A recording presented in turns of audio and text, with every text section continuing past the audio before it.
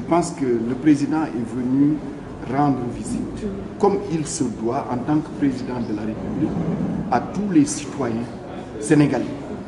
Le président le fait, il va au niveau des régions où il tient des conseils de ministres délocalisés et tout le monde reconnaît l'importance de ces conseils de ministres qui permettent à l'ensemble du gouvernement d'être à proximité des populations et de mieux sentir les besoins et les manques, mais aussi les désirs des populations.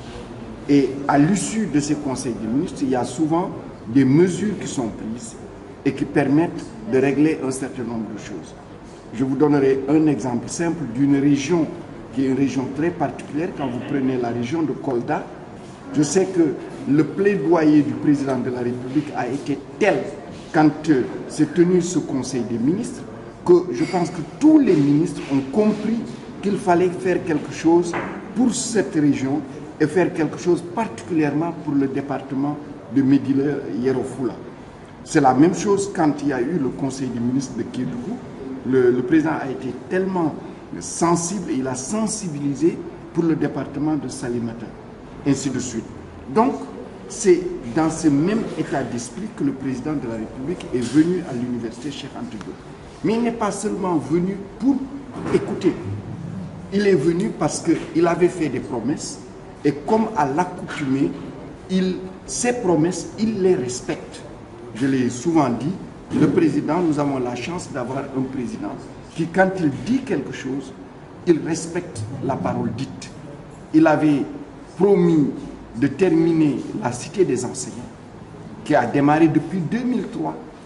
Il a terminé la cité des enseignants et les 144 lits ont été livrés et il est venu inaugurer.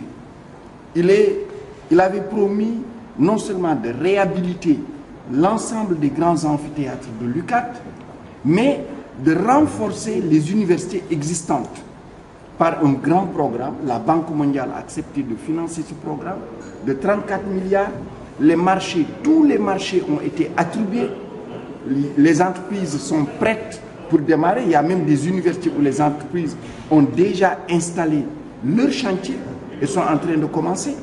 Donc il est venu lancer des travaux. Il en a profité d'ailleurs pour visiter l'amphithéâtre Ahmed Baba pour voir l'état de délabrement dans lequel se trouvait cet amphithéâtre.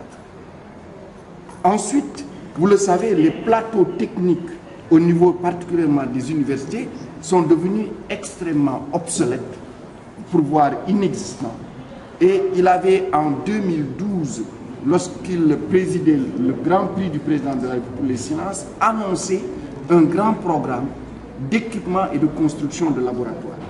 Et ce programme a été mis en œuvre par le ministère. Les marchés ont été attribués et ce sont 100 salles de classe qui sont en cours de construction dans toutes les universités, à l'école polytechnique et à l'ENSA. Et il a lancé les 20 premières salles de classe au niveau de la faculté des sciences.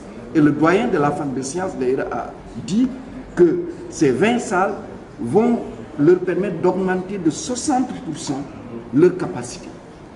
À cela, il faut ajouter, il avait promis des lits, 1044 lits en construction rapide. Ces 1044 lits ont été livrés. Donc il est venu avec, comme on dit, de gros cadeaux pour la jeunesse, pour les étudiants, pour améliorer leurs conditions d'études et de vie. Et c'est en ce sens-là qu'il est extrêmement important et je voudrais féliciter le recteur de l'UCAD, féliciter le directeur du COUT, les personnels d'enseignement et de recherche, les personnels administratifs techniques et de services, la communauté universitaire dans son ensemble, qui dans son écrasante majorité a accordé un accueil très positif au président de la République. Les quelques actes prohibés, je crois que, comme je l'ai dit, il appartient à ceux qui doivent les juger de les juger. Mais nous,